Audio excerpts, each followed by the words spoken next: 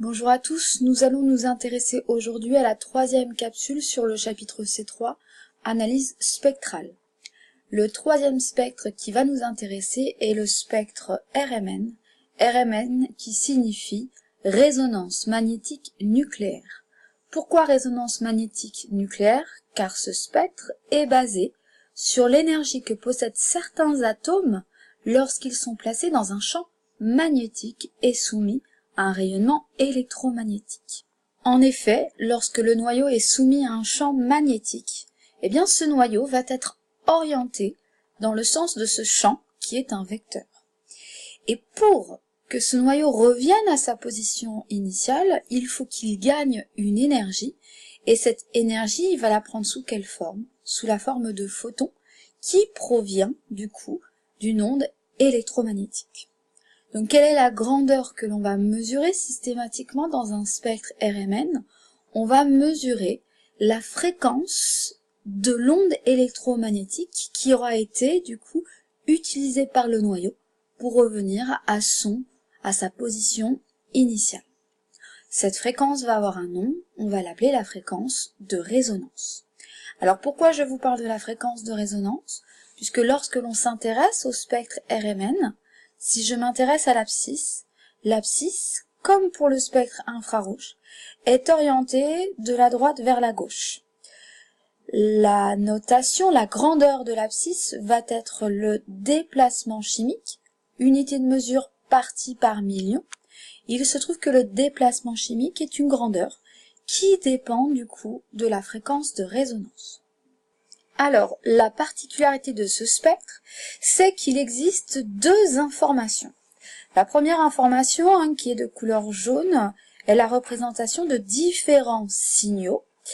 Et il faut savoir qu'un signal est composé d'un ou de plusieurs pics. Donc, première information, on va analyser du coup ces différents signaux. Deuxième information, pour chaque signal, va être associée ce que l'on appelle être une courbe d'intégration. D'accord? Donc elle va nous donner aussi des informations. Petite remarque, par rapport aux autres spectres, il n'y aura pas d'ordonnée, puisque l'information n'est pas utile en terminale, donc on va ne pas parler de transmittance ni d'absorbance. C'est pour cela qu'ici, je ne parle pas de spectre d'absorption, je vais parler de signaux constitués de plusieurs pics. Ce spectre est important puisque si je m'intéresse à ce tableau de données, on va se rendre compte que un signal va représenter un proton ou un groupe de protons équivalents. Et on va se rendre compte que ces protons équivalents vont avoir une fréquence de résonance qui va dépendre de l'environnement de la molécule. Alors, qu'est-ce que signifie l'environnement de la molécule? Cela signifie que le déplacement chimique va dépendre du coup des atomes qui se trouvent autour des protons équivalents. Alors, si je vous donne un exemple, si je m'intéresse à la molécule ici avec 3 protons, on se rend compte que ces 3 protons vont avoir le même environnement chimique, c'est pour ça que l'on parle de protons équivalents, puisque ces 3 protons équivalents sont associés à un carbone. Dans ces cas-là, ils ont la même fréquence de résonance et le déplacement chimique est d'environ 0,9.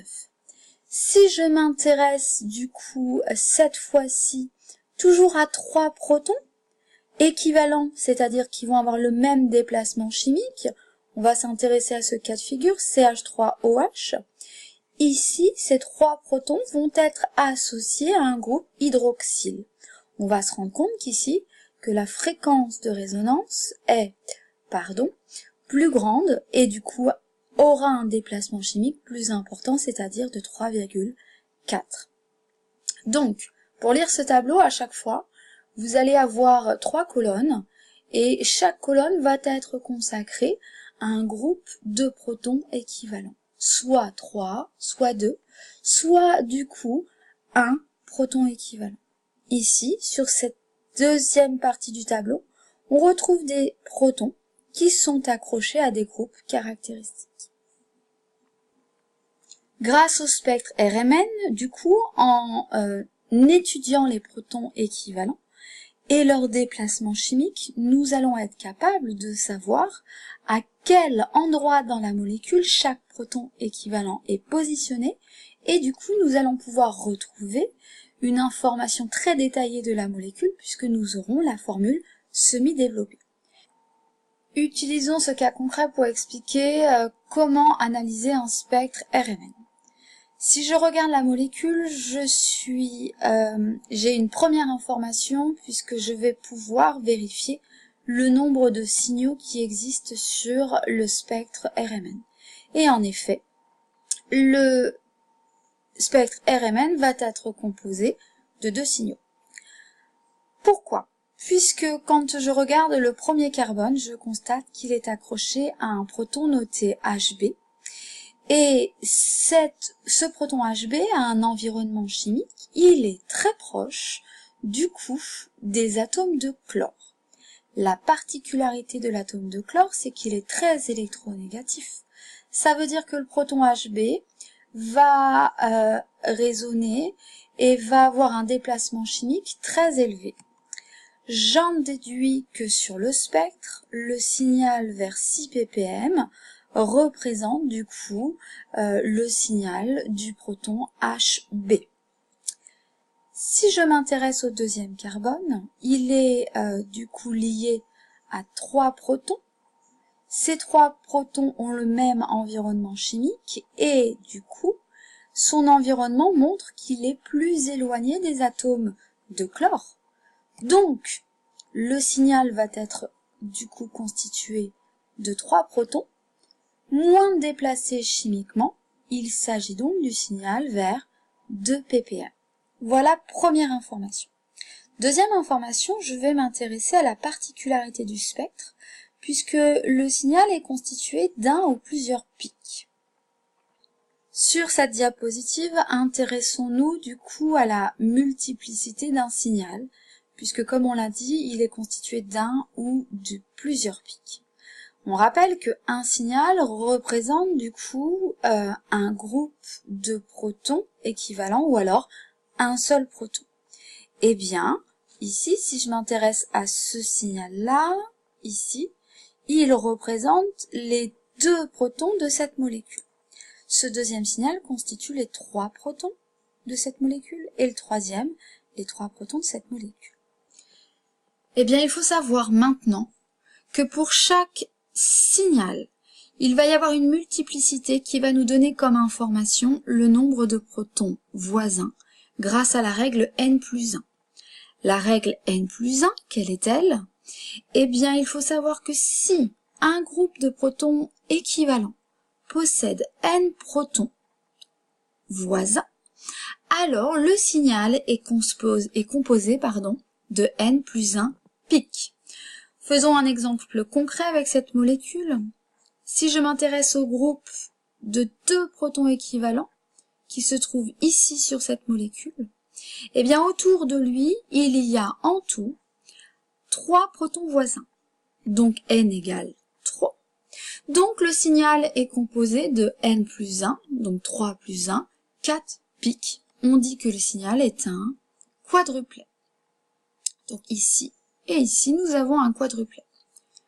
Le deuxième signal ici, qui est composé d'un groupe de 3 protons équivalents, qui se trouve ici sur la molécule, on se rend compte qu'à côté, il n'y a pas de protons voisins, donc n égale 0. Donc, le signal est constitué de n+1 pic, donc un pic. On dit que le signal est un singulaire. Troisième signal, le signal qui représente 3 protons équivalents, qui est du coup celui-ci. On remarque qu'il a 2 protons voisins, donc n égale 2. Donc combien de pics ? 2 plus 1, 3 pics. Le signal est appelé un triplet. Revenons donc sur notre exemple, intéressons-nous du coup à la multiplicité pour connaître quoi ? Eh bien, le nombre de protons voisins pour chaque groupe de protons équivalents. Donc si je m'intéresse ici au premier signal qui représente du coup un proton, donc il s'agissait du coup de celui qui était déplacé le plus chimiquement vers 6 ppm. Si je zoome le signal, il s'agit d'un quadruplet. Quadruplet veut dire qu'il est constitué de 4 pics. S'il y a 4 pics, ça veut dire qu'il y a 3 voisins. Et en effet, si je regarde du coup le carbone lié à ce proton, le proton Hb, je vois qu'autour de lui, il y a bien 3 protons équivalents. Si je m'intéresse au deuxième signal qui constitue du coup les 3 protons équivalents, c'est celui qui est le moins déplacé chimiquement. Si je zoome, sa multiplicité constitue 2 pics, c'est un doublet. Cela signifie qu'il possède un proton voisin. Et en effet, si je regarde le carbone à côté du coup du CH3, je me rends compte que ce carbone est lié à un seul proton, donc un seul proton voisin. Pour finir, quelques remarques. Premièrement, sur la multiplicité du coup des signaux. Il faut savoir que quand un proton est lié à un groupe caractéristique, comme le H d'un groupe hydroxyle, eh bien on ne peut pas compter les hydrogènes voisins, donc les protons voisins. Donc quand vous avez un signal qui constitue un proton d'un groupe caractéristique, eh bien il aura forcément 0 voisin, et du coup le signal il sera forcément constitué du coup d'un singulet. Voilà la première remarque sur la multiplicité. Deuxième remarque, on l'a constaté en début de vidéo, qu'un spectre était aussi constitué d'une courbe d'intégration. Eh bien, il faut savoir que la hauteur du coup d'une courbe d'intégration est proportionnelle au nombre de protons équivalents. Et donc ici, sur ce signal, je me rends compte que, cette hauteur, la hauteur de cette première courbe d'intégration, est 3 fois plus petite que la deuxième courbe d'intégration normale, étant donné que le premier signal représente un proton, alors que le deuxième signal constitue 3 protons équivalents. Quand je parle de hauteur de courbe d'intégration, vous avez un synonyme dans les exercices, on peut vous parler aussi, pas de hauteur, mais de l'aire d'une courbe d'intégration. Voilà pour cette vidéo.